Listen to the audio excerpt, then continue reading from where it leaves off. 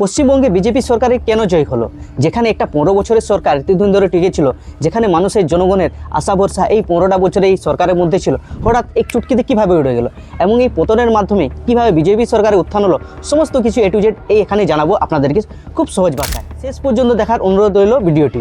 আর ভিডিওটি যদি ভালো লেগে থাকে লাইক করুন, শেয়ার করুন, আর আমাদের প্লিজ চ্যানেলটি সাবস্ক্রাইব করতে ভুলবেন না। তো চলুন কী সেই কারণ আর উত্থানের ঘটনা আপনাদেরকে সম্পূর্ণ এই ভিডিওতে জানাবো। তো চলুন বেশি কথা না বলে আজকের ভিডিওটি শুরু করি। তৃণমূল সরকারের পতনের কারণটি হলো দুর্নীতি, যেখানে কয়লা বালি সমস্ত দুর্নীতিতে কি কারা ছিল, এই বর্তমান সরকারের লোকেরা। যেখানে মানুষের কি এই আশা ভরসা কি এই দুর্নীতিগ্রস্ত মানুষের যে ভরসা ছিল এই 15 বছরের সরকারের কাছে, সেটা কি নিমেষে শেষ হয়ে গেল, যার জন্য তারা আশার আলো দেখলো আরেকটি নতুন সরকার।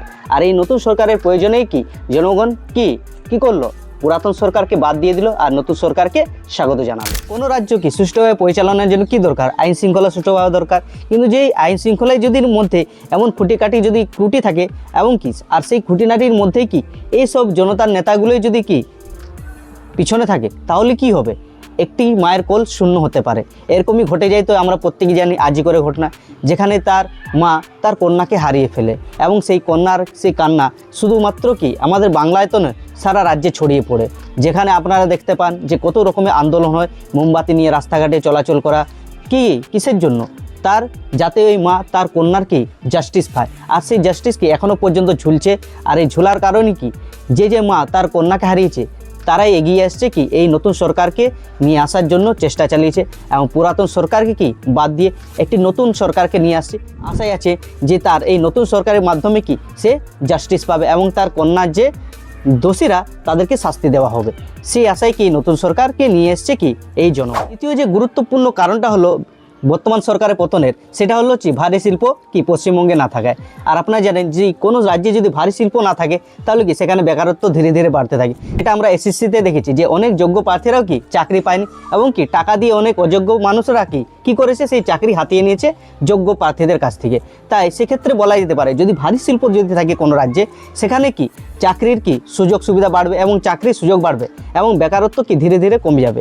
কিন্তু বর্তমান সরকার সেই প্রচেষ্টাও করতে পারেনি এবং প্রতিশ্রুতি দিয়েই কি কাটিয়ে দিয়েছে, যার জন্য কোনো শিল্প গড়ে ওঠেনি এবং বেকারত্ব বাড়ছে।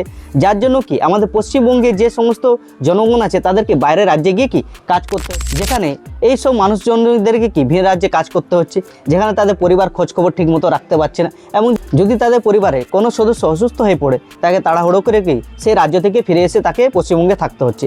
আর আপনারা জানেন যে পশ্চিমবঙ্গে বেকারত্বর কি সীমা বাড়তে চলেছে, আর যেখানে ভারী শিল্প নেই। আর এই ভারী শিল্পের আশায় কি এই জনগণ কি জেগে উঠছে কি আরেকটি নতুন আশার আলোয় এবং তারা চাইছে যে পশ্চিমবঙ্গ কি অন্যান্য রাজ্যে না গিয়ে কি এখানে একটি শিল্প গড়ে উঠুক, আর যেখানে কি বেকারত্ব কমবে, এই ভিন রাজ্যে গিয়ে কাজ করতে না হয়, তারা এখানে কি পশ্চিমবঙ্গে কি কাজ করবে এবং পশ্চিমবঙ্গের উন্নতি করুক। তাই এই জন্য কি নতুন সরকারকে তারা স্বাগত জানাচ্ছে আর পুরাতন সরকারকে টাটা বাই বাই বলে দিচ্ছে। পশ্চিমবঙ্গে তৃণমূল সরকারের পতনের আরেকটি অন্যতম কারণ হলো কি SIR।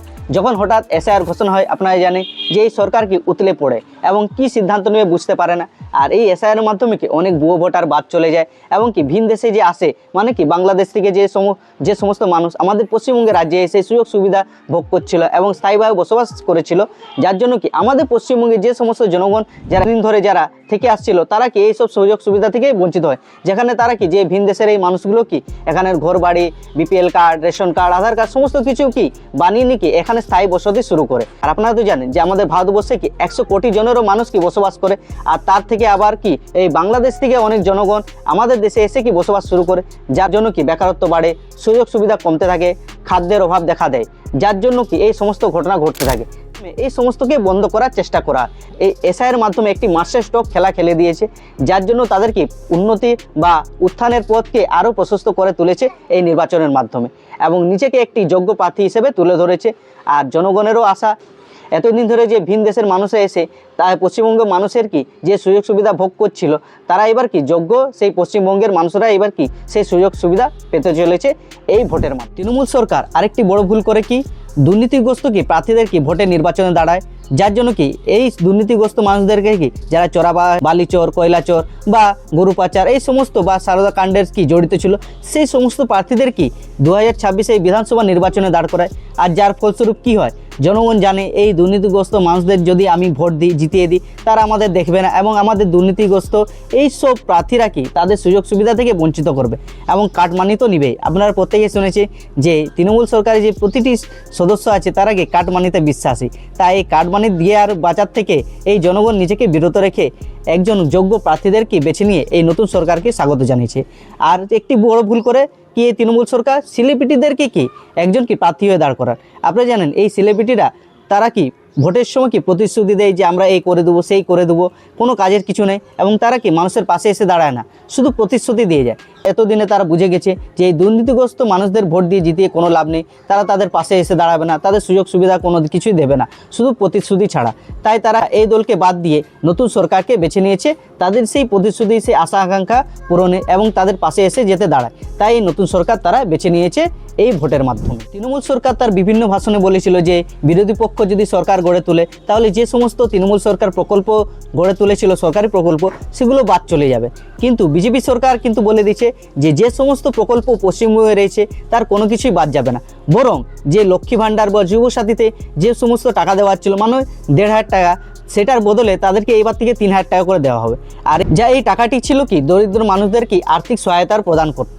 আর এক্ষেত্রে কি বিজেপি সরকার বলে দিয়েছে যে তাদের কি 1,500 টাকার পরিবর্তে কি 3,000 টাকা দিবে। তাই জনগণ নতুন সরকারকে স্বাগত জানিয়ে একটি নতুন আশার আলো দেখেছে এবং এই পাল্টা জবাবের মাধ্যমে কি বিজেপি সরকার জানিয়ে দিয়েছে যে এই প্রতিশ্রুতির মাধ্যমে যে এই পশ্চিমবঙ্গ রাজ্যে কি এবার উন্নতি হবে এবং যেখানে কি মহিলারা কি 1,500 টাকা পাচ্ছে এবার থেকে তারা 3,000 টাকা পাবে এবং যুবকদের জন্য কি কর্মসংস্থানের সুযোগ সুবিধা করে দিবে। আর তার এই আশায় কি প্রত্যেকটা পরিবার চায় যে এই নতুন আশার আলো দেখতে এবং কি তাদের যে বেকারত্ব আছে পশ্চিমবঙ্গে সেই বেকারত্ব দূর হয়ে একটি নতুন আশার আলো এবং প্রত্যেকটা পরিবারে যাতে একজন যোগ্য প্রার্থী যে কোনো জায়গায় কি চাকরি পায় এবং উন্নতির পথে এগিয়ে যায় আমাদের এই পশ্চিমবঙ্গ রাজ্য এবং এক একটি পরিবার।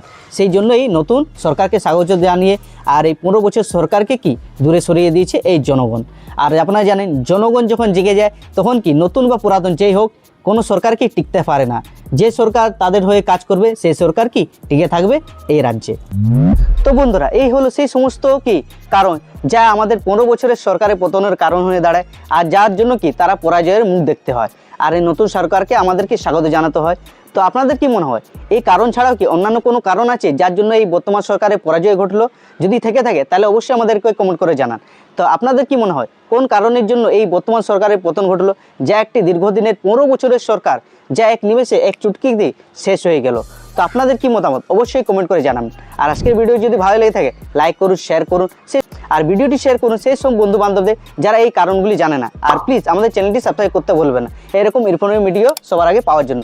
তো আজকের ভিডিও এখানে শেষ করছি বন্ধুরা, আপনারা সবাই সুস্থ থাকুন, ভালো থাকুন, জয় ভারত।